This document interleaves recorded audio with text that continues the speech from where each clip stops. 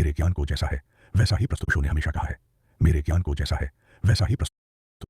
व्यापक दर्शकों तक पहुंचाना है, आत्म जागरूकता को प्रेरित करना है, दुनिया के सत्य को उजागर करना है और दुनिया को एक बेहतर स्थान बनाने में योगदान देना है। जैसे समय के साथ कई अन्य धर्मों की शिक्षाएं गलत रूप में प्रस्तुत किया गया है, हम उनकी शिक्षाओं को बिना किसी संशोधन के प्रस्तुत करने के लिए समर्पित हैं, चाहे वो पॉडकास्ट, वीडियो या किताबों के माध्यम से हो। ये वीडियो एक बड़े दर्शकों तक पहुंचने, आत्मखोज को प्रेरित करने, जीवन के सत्य को उजागर करने और दुनिया को एक बेहतर स्थान बनाने में योगदान देने का लक्ष्य रखता है। चलत कत टेढ़ो टेढ़ो रे, मन सीधा चल ही नहीं सकता। अगर तुम मेरी बात ठीक से समझो तो मन का अर्थ ही है टेढ़ा टेढ़ा चलना। टेढ़ी चाल का नाम मन है। जैसे ही चाल सीधी हुई कि मन गया। मन सीधी चाल में बचता ही नहीं, इसलिए सरलता से मन भागता है, जटिलता को चुनता है। जितनी जटिल चीज हो उतनी मन को रुचती, जितनी कठिन चीज हो उतनी मन को रुचती। हिमालय चढ़ना हो जसता है, परमात्मा में जाना हो नहीं जसता, क्योंकि इतनी सरल घटना है कि वहां कोई चुनौती नहीं, वहां कोई चैलेंज नहीं। कठिन को जीतने में मजा आता मन को, सरल को जीतने का उपाय ही नहीं। सरल को क्या जीतोगे? परमात्मा से लोग वंचित हैं, इसलिए नहीं कि वो बहुत कठिन, इसलिए वंचित हैं कि वो बहुत सरल है। इसलिए वंचित नहीं है कि वो बहुत दूर है, इसलिए वंचित है कि वो बहुत पास है। उसमें चुनौती नहीं। दूर की यात्रा पर तो मन निकल जाता है, पास की यात्रा में यात्रा ही नहीं, जाना कहां है। तो जितना तुम्हारा मन किसी चीज में जटिलता पाता है उतना ही रस लेता है, क्योंकि चाल टेढ़ी मेढ़ी करने की सुविधा है। सीधे सीधे में, साफ सुथरे में मन कहता है कुछ रस नहीं। क्या करोगे? बात इतनी साफ सुथरी है, कोई भी पहुंच सकता है, तुम्हारी क्या विशिष्टता। इसलिए तुम्हें कहूं, इसे ठीक से सुनो, समझ लेना। धर्म बड़ी सीधी चीज है, लेकिन मन के कारण पुरोहितों ने धर्म को बहुत जटिल बनाया, क्योंकि जटिल की ही अपील है। तो उल्टी सीधी हजार चीजें धर्म के नाम से चल रही।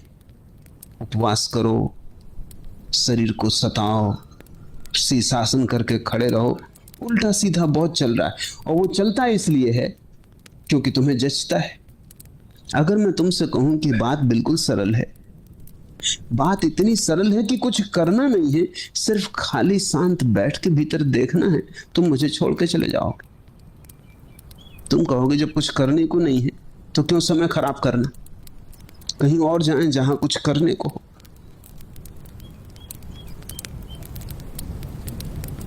सौ गुरुओं में 99 जटिलता के कारण जीते।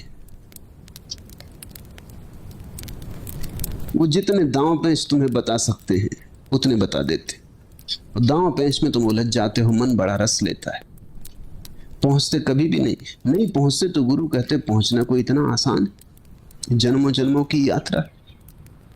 नहीं पहुंचते तो गुरु समझाते हैं कि तो कर्मों का बड़ा जाल है, कहीं इतने जल्दी होने वाला है। कभी हुआ है ऐसा? जन्मों जन्मों तक लोग चेष्टा करते हैं, तब होता। अब दूसरे जन्म में इन्हीं गुरु से मिलने का उपाय तो है नहीं। पिछले जन्म में जिन गुरुओं ने जटिल साधनाएं दी थी उनसे मिले इस जन्म में, कि पूछ लो कि भाई अब भी नहीं हुआ। वो बात ही नहीं होती, क्योंकि दोबारा मिलने का कोई उपाय नहीं। मिल भी लो तो पहचान नहीं होती। तुम खुद को भूल गए हो, तुम्हारे गुरु भी अपने को भूल गए। इसलिए धंधा चलता है, जटिलता पर सारा खेल। तुम समझो इसे, हीरे जवारात बहुमूल्य, क्योंकि न्यून है। उनका मूल्य उनकी न्यूनता में, खुद में कोई मूल्य नहीं। कोहनूर 2 कौड़ी का नहीं। क्या करोगे? खाओगे, पियोगे। समझ लो कि कोहनूर हर सड़क पे पड़े हो, कंकड़ पत्थरों की तरह पड़े हो, फिर क्या करोगे? कोहनूर की कीमत खत्म हो जाएगी। दुनिया भर में हीरे जवाहरात जितने हैं उतने बाजार में लाए नहीं जाते, क्योंकि बाजार में लाने से उनकी कीमत गिर जाएगी। बड़े बड़े भंडार हैं हीरे जवाहरातों के, उनको रोक कर रखा जाता है और धीरे धीरे बहुत कम संख्या में हीरे जवाहरात बाहर निकाले जाते, क्योंकि अगर उनको सारा का सारा निकाल दिया जाए तो उनकी कीमत ही मिट जाए। इसी वक्त उनकी कीमत उनकी न्यूनता में। कोहिनूर एक है इसलिए मूल्यवान है। क्या कारण होगा इसके मूल्य का? इतना ही कि इसको पाना कठिन है। 4 अरब मनुष्य और एक कोहिनूर है, तो 4 अरब प्रतियोगी हैं और एक कोहिनूर है। बड़ा जटिल मामला है। 4 अरब पाने की कोशिश कर रहे हैं और एक कोहिनूर है। बहुत कठिन है। गांव गांव, सड़क सड़क, पहाड़ जंगल, सब जगह कोहिनूर पड़े हों, कौन फिक्र करेगा? और कोई अगर बादशाह रणजीत सिंह या एलिजाबेथ अपने मुकुट में लगाएगी तो लोग हंसेंगे। इसमें क्या? कोहिनूर तो गांव गांव पड़े, बच्चे खेल रहे। न्यूनता का मूल्य है, क्योंकि न्यूनता के कारण पाने में जटिलता पैदा हो जाती। कुछ चीजों के मूल्य बाजार में बहुत ज्यादा रखने पड़ते हैं, इसलिए वो बिकती। अगर उनके मूल्य कम कर दिए जाएं तो उनको खरीदार न मिले। भी बड़े मजे का अर्थशास्त्र है। तुम सोचते होगे कि चीजों के दाम कम हो तो ज्यादा खरीदार मिलेंगे। कुछ चीजें ऐसी हैं कि उनके खरीदार तभी मिलते हैं जब उनके दाम इतने हों कि ज्यादा खरीदार ना उनको खरीद सके। रॉल्स रॉयस खरीदनी हो तो कितने खरीदार खरीद सकते हैं? उसका मूल्य इतना ऊंचा रखना पड़ता है कि जो उसे खरीद ले वो उसकी प्रतिष्ठा बन जाए। कि रॉल्स रॉयस खरीद ली, वो प्रतिष्ठा का सिंबल है, प्रतीक। उसका मूल्य इतना है नहीं जितना मूल्य चुकाना पड़ता है। मगर लोग पागल हैं और मन का ये पूरा खेल है। अगर तुम्हें परमात्मा ऐसे ही घर के पीछे मिलता हो तो तुम्हें रस्सी खो जाए। तुम कहो ये तो जन्म जन्मों की बात है, ऐसे कहीं मिलता है। ऐसे परमात्मा अचानक एक दिन आ जाए और तुम्हें उठा ले कि भाई मैं आ गया। तुम बड़ी प्रार्थना वगैरह करते थे, शीर्षासन लगाते थे, अब हम हाजिर, बोलो। तुम फौरन आंख बंद कर लोगे कि ये सच हो ही नहीं सकता। ऐसा हुआ कि मुल्ला नसरुद्दीन ने जाल फेंका और एक मछली पकड़ ली। मछली इतनी बड़ी थी कि कभी सुनी भी नहीं गई थी। सिर्फ मछुओं की कहानियों में कि मछुए एक दूसरे को बताते हैं कि 10 मन की मछली पकड़ ली, मगर कोई मानता नहीं।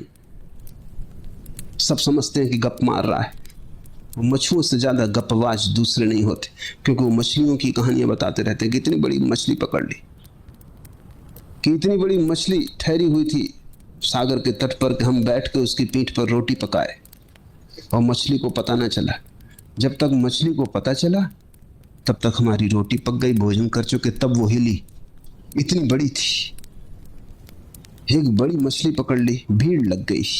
नसरुद्दीन ने सब तरफ से उस मछली को जाकर देखा, सिर हिलाया और कहा कि नहीं, ये सच है ही नहीं, ये झूठ है, ये तो एक गप है, इसको कौन मानेगा।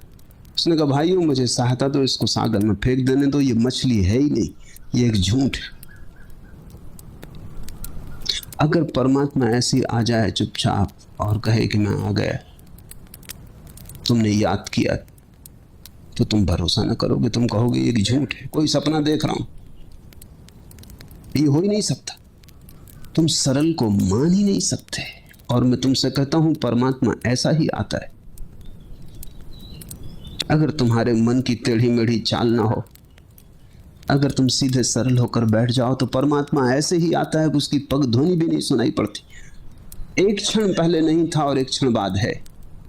अचानक तुम उससे भर गए हो, उसके मेघ ने तुम्हें घेर लिया है, उसके अमृत की वर्षा होने लगी।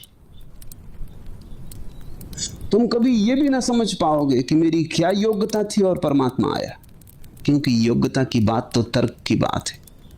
परमात्मा कुछ किसी योग्यता से थोड़ी मिलता है। तुम कभी समझ ही ना पाओगे कि मेरी पात्रता क्या थी, मैंने क्या किया था जिसकी वजह से परमात्मा मिला, क्योंकि करने से थोड़ी ही परमात्मा मिलता है। वो तुम्हें मिला ही हुआ है, तुम्हारे करने के पहले मिला हुआ है, तुम्हारे होने के पहले मिला हुआ है। तुम उसे खो ही नहीं सकते। मन की टेढ़ी मेढ़ी चाल कि तुम्हें लगता है खो गया, फिर खोज का सवाल उठता है। जिसे कभी खोया नहीं उसे तुम खोजने निकल जाते हो। जिस दिन परमात्मा मिलता है उस दिन प्रसाद रूप अकारण मिला ही हुआ है। तुम जरा बैठो, तुम दौड़ो मत, तुम थोड़े मन को विसर्जित करो, तुम मन की मत सुनो, तुम मन के धुएं से जरा अपने को मुक्त करो और पार ले जाओ। तुम जरा मन की घाटी से हटो, थोड़ा सा फासला मन से, और परमात्मा से सारी दूरी मिट जाती। इसे हम ऐसा कह सकते हैं कि जितना मन के पास हो तुम उतने परमात्मा से दूर, जितने मन से दूर उतने परमात्मा के पास। बस ऐसा ही सीधा साफ गणित है। जितने मन से दूर उतने परमात्मा के पास। जिस दिन मन नहीं उस दिन तुम परमात्मा हो। परमात्मा को तुमने खोया नहीं है, मन को तुमने पा लिया है, यही तुम्हारी अड़चन। चलत कत टेढ़ो टेढ़ो रे, नौ द्वार नरक धरी मुंदे, तू दुर्गंध को बेड़ो रे। क्यों इतना तिरछा चलता है और क्यों इतनी अकड़? क्योंकि अकड़ के कारण लोग तिरछे तिरछे चलते। पैसा मिल जाए तो आदमी अकड़ के चलता है, इलेक्शन में जीत जाए तो देखो पैर जमीन पर नहीं पड़ते, तिरछा तिरछा चलता है। कबीर कह रहे हैं कि तेरी अकड़ का कोई कारण समझ में नहीं आता, नाहक ही अकड़ा हुआ है। अगर सच्चाई कहनी है तो अकड़ का तो कोई भी कारण नहीं है। नौ द्वार नरक धरी मुंदे, तेरे ही नौ द्वारों के कारण नरक में गिरेंगे। नौ द्वार हैं शरीर के नौ छिद्र, आंख कान नाक, शरीर के नौ छिद्र, जिनसे मन अपनी वासना को संसार में फैलाता है।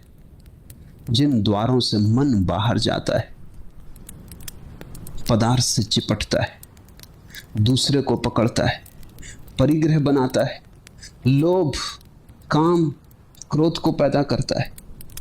कबीर कहते हैं नौ द्वार नरक धरी मुंदे, तेरे ही कारण और तेरे ही द्वारों के कारण नरक का द्वार खुलेगा। अकड़ किस बात की है?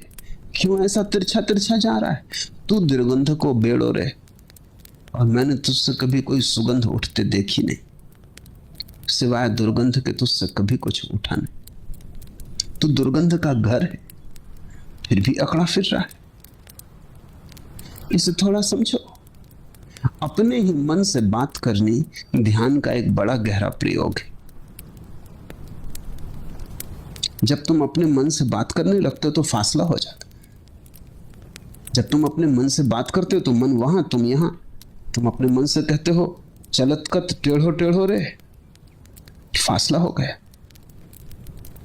तुम बोलने वाले हो गए, मन सुनने वाला हो गया। अपने मन से बात करना ध्यान का एक गहरा प्रयोग है। कभी कभी बैठ के बात करने से तुम बड़ा लाभ पाओगे, और मन के पास कोई जवाब नहीं है। अगर तुमने ठीक से बात की और चीजें साफ रखी तो मन क्या कहेगा? मन के पास कोई जवाब नहीं है। तू दुर्गंध को बेड़ो रे, मन से सिवाय दुर्गंध के कभी कुछ नहीं उठता।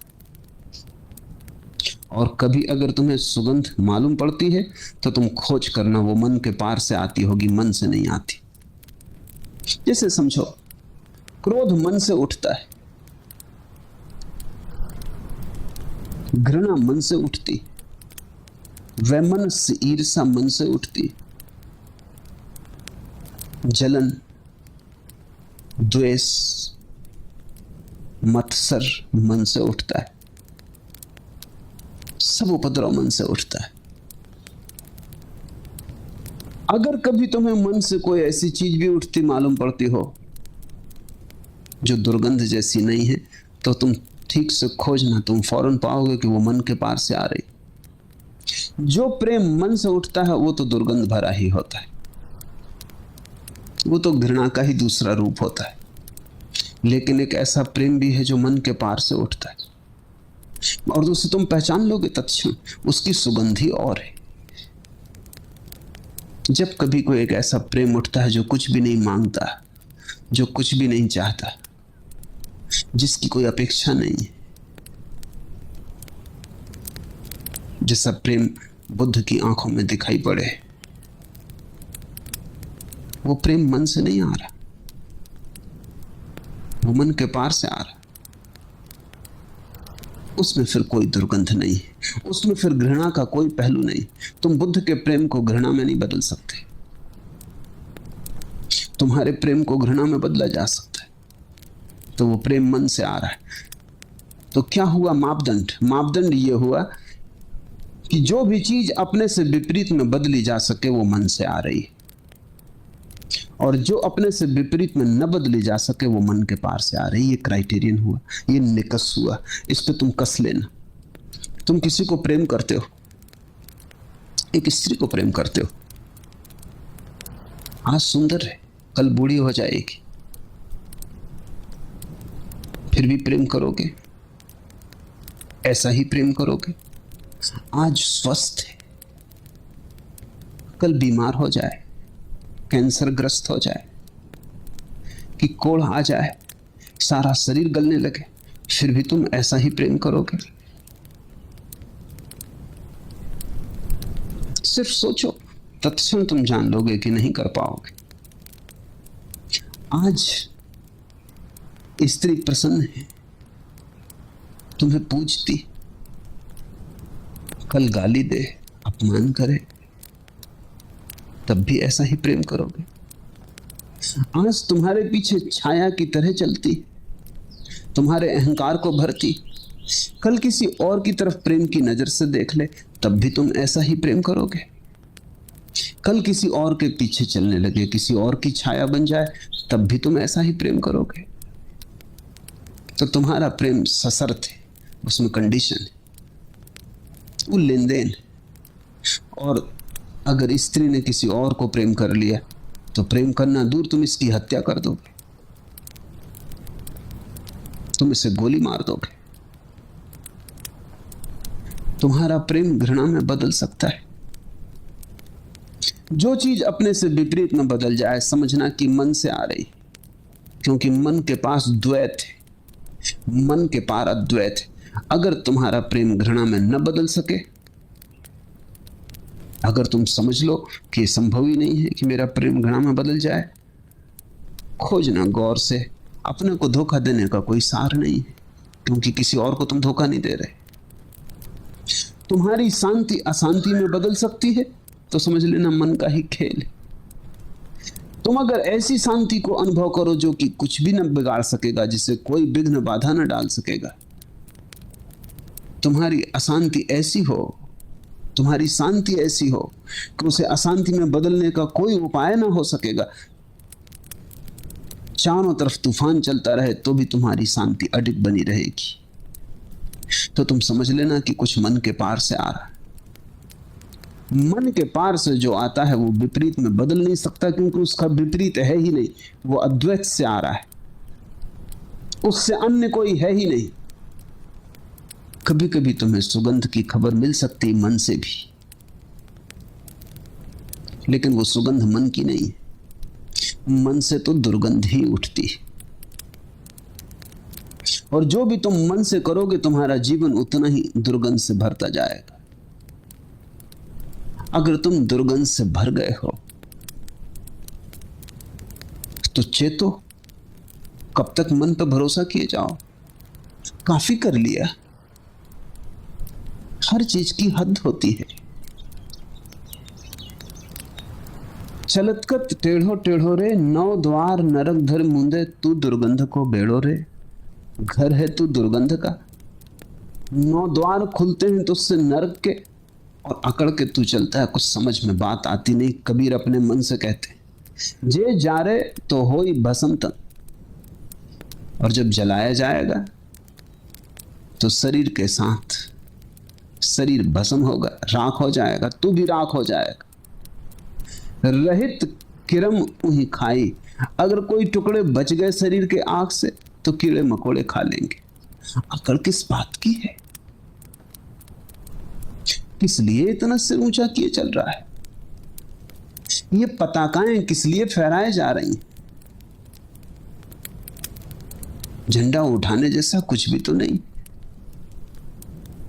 सूकर स्वान काक को भाखिन, छोड़ देगी चेतना, उड़ जाएगा पखेरु। हंस यात्रा पर निकल जाएगा तो तुझे सुअर, कुत्ते, कौवे भक्ष बना लेंगे। पामे कहा भलाई। कुछ बात समझ में नहीं आती कि क्यों तू इतना अकड़ा है। फूटे नैन हृदय नहीं सूझे, मति एक ही नहीं जानी। तेरे कारण पाया तो कुछ भी नहीं, खोया बहुत। बड़ी से बड़ी चीज जो खो दी है मन के कारण वो है फूटे नैन हृदय नहीं सूझे। मन ने कब्जा कर लिया है इतनी तीव्रता से कि हृदय को बिल्कुल अलग ही तोड़ दिया है। मन की आंख सजग है और हृदय की आंख मन ने बिल्कुल अंधी कर दी, जैसे आंख पर तेजाब डाल दी हो हृदय की। फूटे नैन हृदय नहीं सूझे, जिससे मिला तो कुछ नहीं, पाया तो कुछ नहीं। हृदय के नैन तूने फोड़ डाले, तूने कब्जा कर लिया आंखों पर। तू एक अधिकारी हो गया, मोनोपोलिस्ट। तू कहता हमसे ही देखो, और मन समझाता है कि हृदय अंधा है, देखना है तो हमसे देखो। मन कहता है प्रेम अंधा है, देखना है तो हमसे देखो, नहीं तो भटक जाओगे। और प्रेम एकमात्र आंख है। मन अंधा कहता है। मन तुम्हें हृदय की नहीं सुनने देता। जब तुम सुनते ही नहीं बड़े बड़े लंबे लंबे समय तक, तो धीरे धीरे हृदय की आवाज धीमी धीमी धीमी धीमी पड़ती जाती। और मन का शोरगुल इतना है कि वो आवाज सुनाई नहीं पड़ती। थोड़ा मन विदा हो, तुम्हारी थोड़ी दूरी बढ़े, तो पहली दफे तुम्हें पता चलेगा तुम्हारे भीतर हृदय भी है। और हृदय यानी एक अलग ही लोक, हृदय यानी एक नया ही आयाम, जीवन को जानने पहचानने की एक नई कीमिया। तुम नए ही हो जाओगे जब तुम हृदय से देखोगे। वही चीजें जो तुमने मन से देखी थी, वही चीजें जब तुम हृदय से देखोगे तुम पाओगे बात ही बदल गई। अगर तुम मन से परमात्मा को देखोगे तो पत्थर से ज्यादा दिखाई नहीं पड़ेगा। अगर हृदय से तुम पत्थर को देखोगे तो परमात्मा से अन्यथा नहीं दिखाई पड़ेगा। जिन्होंने पत्थर की मूर्तियां बनाई हैं परमात्मा की, उन्होंने बनाई होंगी हृदय से, उन्हें परमात्मा दिखाई पड़ा। तुम भी जाते हो उसी मंदिर में, तुम्हें पत्थर दिखाई पड़ता है। पत्थर की मूर्तियां बनाने का बड़ा राज है। राज यही है कि अगर हृदय की आंख हो तो पत्थर दिखाई पड़ता ही नहीं, पत्थर रूपांतरित हो जाता है। पत्थर एक ऐसे अलौकिक रूप से आविष्ट हो जाता है कि कबीर ने कहा महिमा कही न जाए। पत्थर तो तिरोहित हो जाता है, पत्थर में प्रकट हो जाता है परमात्मा, क्योंकि वो सब जगह भरा है, जगह जगह छिपा है। जरा खोदने की बात है, जैसे पानी जगह जगह छिपा है, जरा खोदा कि कुआं बन गया। लेकिन वो खुदाई हो सकती है हृदय के उपकरणों से। हृदय जोड़ता है, मन तोड़ता है। मन खंड खंड करता है, हृदय अखंड करता है। मन का सूत्र है विश्लेषण, एनालिसिस।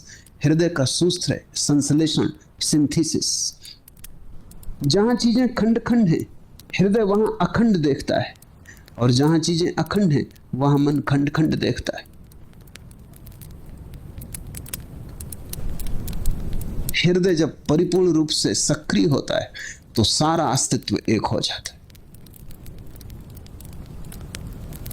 कबीर कहते हैं पाया तो तुझसे कुछ भी नहीं, फूटे नैन हृदय नहीं सूझे।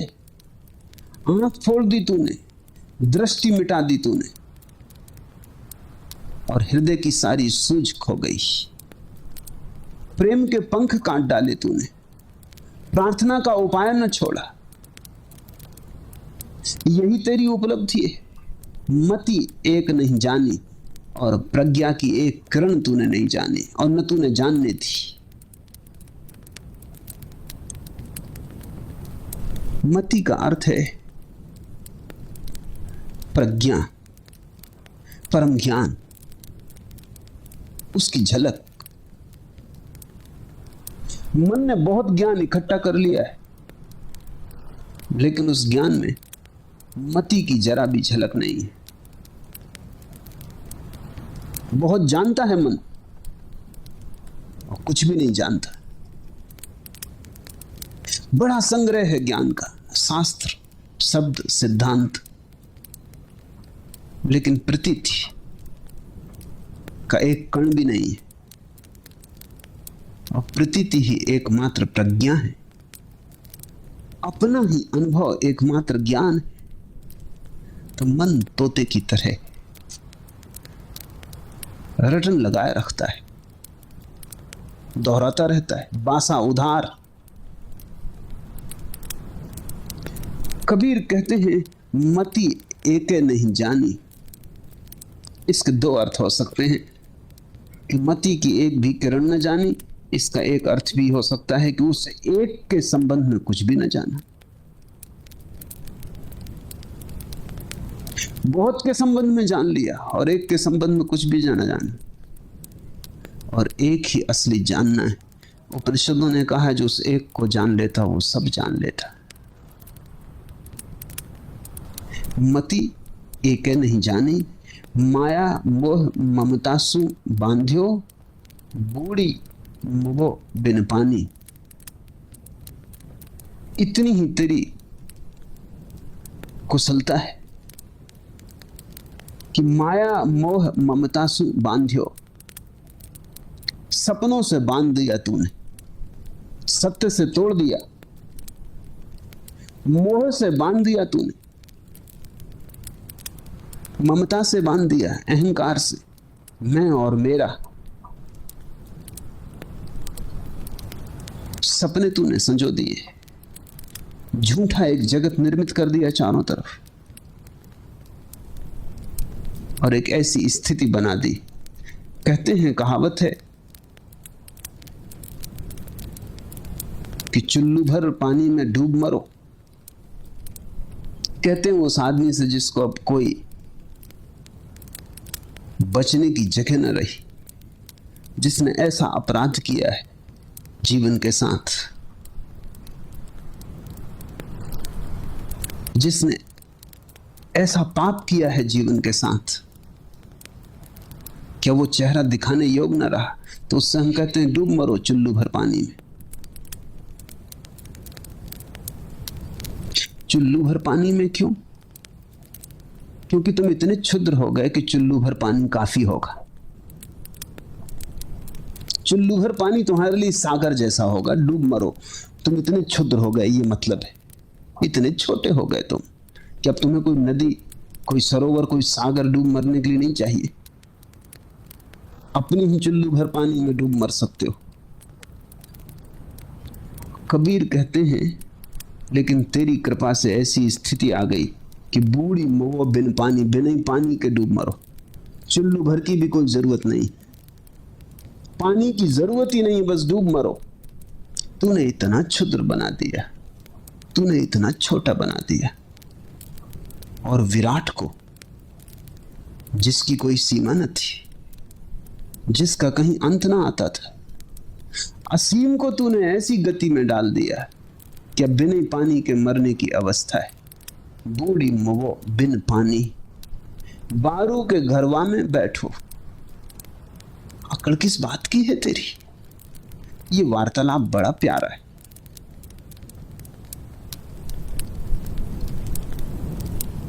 बारू के घरवा में बैठो, बैठा है रेत के घर में, जो अब गिरा तब गिरा, हवा का जरा सा झोंका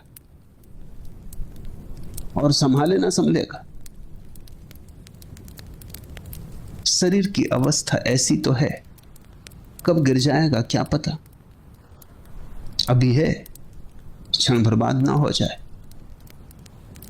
एक क्षण का भी तो भरोसा नहीं। एक पल के लिए भी तो हम आश्वस्त नहीं हो सकते कि ये कल भी बचेगा। महाभारत में छोटी सी कथा है। एक भिखारी ने भीख मांगी। युधिष्ठिर कुछ काम में लगे थे, कहा कल आ जाना। भीम पास में बैठा था। उसने उठाया एक ढोल और जोर से बजाया और भागा गांव की तरफ। युधिष्ठिर ने कहा तू ये क्या कर रहा है, क्या हो गया? उसने कहा मैं गांव में खबर कराऊं कि मेरे भाई ने समय को जीत लिया, कल का आश्वासन दिया है। भिखारी से कहा कि कल आ जाना। इसका मतलब कि कल हम यहां रहेंगे, इसका मतलब कि कल तू भी रहेगा। मेरे भाई ने काल को जीत लिया, इतनी बड़ी घटना घट गई, तुम्हें जरा ढोल पीट के गांव में खबर कराऊं।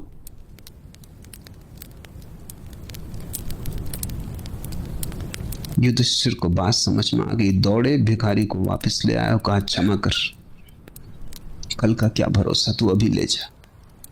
बारू के घरवा में बैठो, चेतत नहीं आया ना, और अब तक चेतता नहीं। और ऐसा भी नहीं कि कोई पहली दफा बैठा, बहुत बार बैठ चुका बालू के घर में और बहुत बार घर गिर गया, मगर फिर बना लेता। चेतत नहीं आया ना, आयाना का अर्थ है अब तक, अभी तक, अभी तक चेतता नहीं।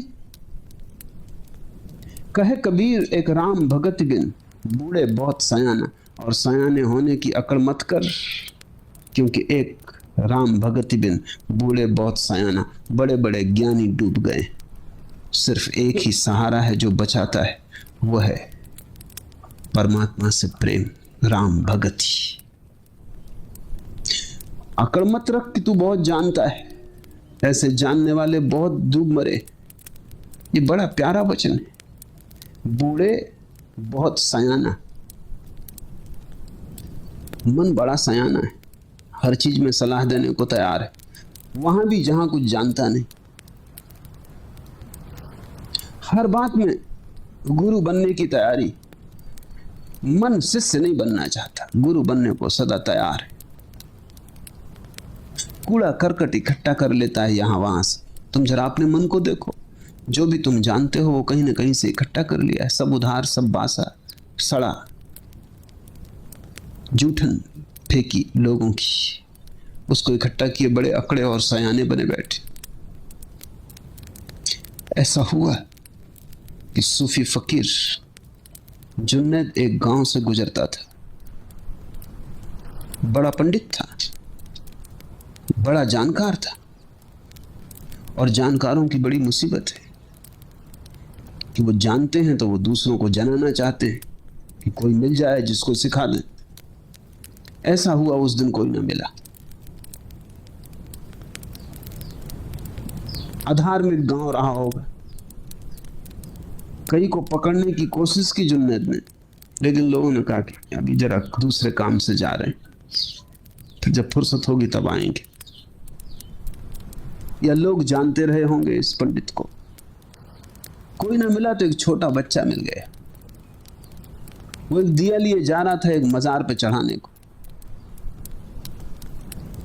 तो जुन्नैद ने उसको कहा कि सुन बेटे, ये दिया तूने ही जलाया? उस लड़के ने कहा कि निश्चित मैंने ही जलाया। तो तू क्या ये बता सकता है कि ज्योति जब तूने जलाई ना थी तो कहां थी, और जब तूने जलाई तो कहां से आई, किस दिशा से?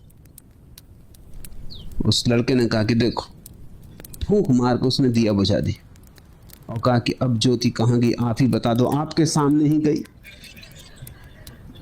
तब मैं बता दूंगा कहां से आई। जुन्नैद को पहली दफा होश आया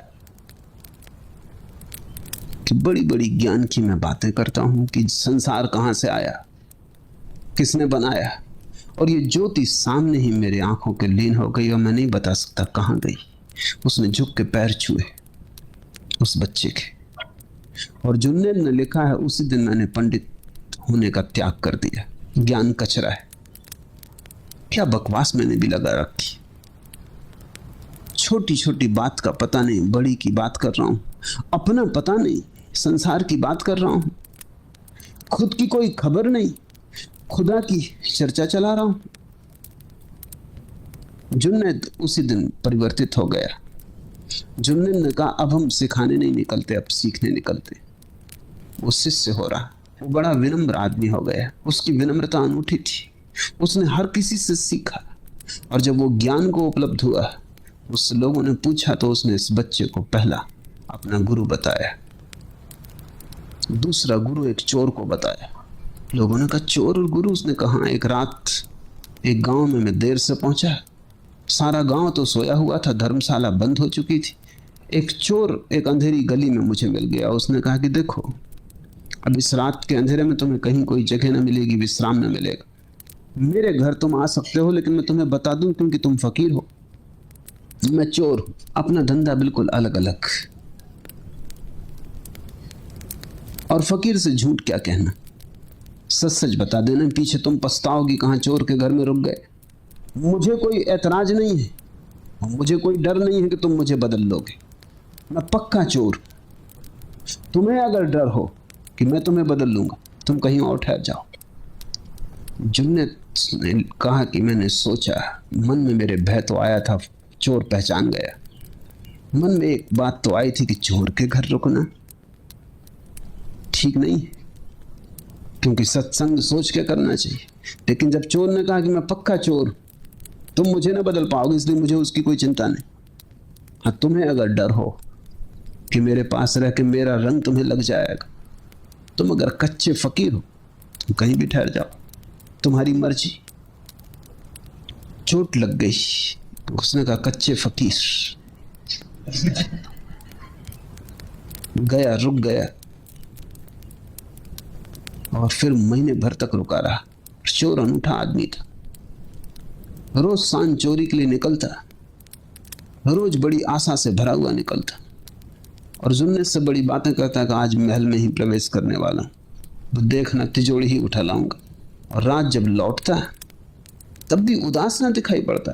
दरवाजा जब जुन्नैद खोलता पूछता लाए, कहता आज तो नहीं लगा दांव, लेकिन कल पक्का है। ऐसा महीना बीत गया, दांव लगा ही नहीं, मगर उस आदमी की आंख की चमक ना गई, उसकी आशा न खोई, उसने कभी भी निराशा प्रकट न की, वो हताश न हुआ। फिर जुन्नैद उसे छोड़ के चला गया। बाद में जुन्नैद जब परमात्मा की खोज में डूबा और रोज दिन बीतने लगे और परमात्मा की कोई झलक न मिले, तो एक दिन उसने तय कर लिया कि बस अब बहुत हो गया, अगर आज मिलता है परमात्मा तो ठीक, अगर नहीं मिलता तो समझ लेंगे है ही नहीं। तभी उसे चोर की याद आई, और उसने कहा था कच्चे फकीर और मैं पक्का चोर। और वो चोर साधारण संपत्ति खोज रहा है लेकिन निराश नहीं, और मैं परम संपत्ति को खोजने निकला हूं और इतने जल्दी हताश हो गया। फिर जाग गया, और फिर उस चोर ने मेरा साथ दिया, उसकी स्मृति ने साथ दिया, और जब तक मैंने परमात्मा ना पा लिया तब तक मैं चोर के सहारे ही चला। इसलिए दूसरा मेरा गुरु वो चोर। ऐसे उसने 9 गुरु गिनाए, उसने सबसे सीखा। जब तक तुम मन का भरोसा किए हो, मन बड़ा सयाना है, उसे सीखने की जरूरत नहीं, वो सीखा ही हुआ है, वो जानता ही है, और जो जानता ही है उसे जनाना मुश्किल। जो जागा हुआ पड़ा हो और सोने का बहाना कर रहा हो, उसे जगाना मुश्किल। जिसको पहले से ही ये भ्रांति हो कि हम जानते हैं, उसको जनाओगे कैसे? वो पहले ही अपने ज्ञान से भरा है, और ज्ञान कौड़ी का नहीं, सब उधार है, तोता रटन थे, सीख लिया है, कहीं प्राण उससे भीगे नहीं। बाहर बाहर है ज्ञान, अंतस अछूता रह गया है, भीतर गहन अज्ञान है, अंधेरा है, रोशनी उधार है और बाहर है। रोशनी किसी और की तुम्हारी रोशनी नहीं हो सकती, दिया किसी और का तुम्हारे काम नहीं पड़ सकता। बुद्ध ने अंतिम क्षणों में कहा है, अप दीपो भव, अपने दिए हो जाओ। कब तक शास्त्रों के दिए लिए फिरोगे? वो तो बुझे दिए। शब्दों के दिए कब तक काम आएंगे? कहे कबीर, एक राम भगत बिन बूढ़े बहुत सयाना। कहते हैं चलत कत टेढ़ो टेढ़ो रे, और तेरे जैसे बहुत ज्ञानी डूब गए। अकड़ मत, ये झंडा मत उठा, तिरछा तिरछा मत चल। तेरे सयानेपन में कुछ सार नहीं, बचे तो केवल वे। कहे कबीर, एक राम भगत बिन बूढ़े बहुत सयाना, बचे तो केवल वे जिन्होंने राम का सहारा ले लिया। राम के सहारे का अर्थ है जिन्होंने एक का सहारा ले लिया, और वो एक तुम्हारे भीतर छिपा है। जिन्होंने विचारों से दृष्टि हटा ली और चैतन्य की तरफ उन्मुख हो गए, जो स्रोत की तरफ लौट गए,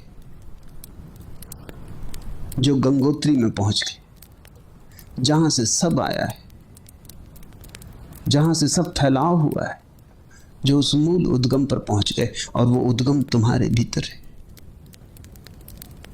कस्तूरी कुंडल बसे। आज इतना ही।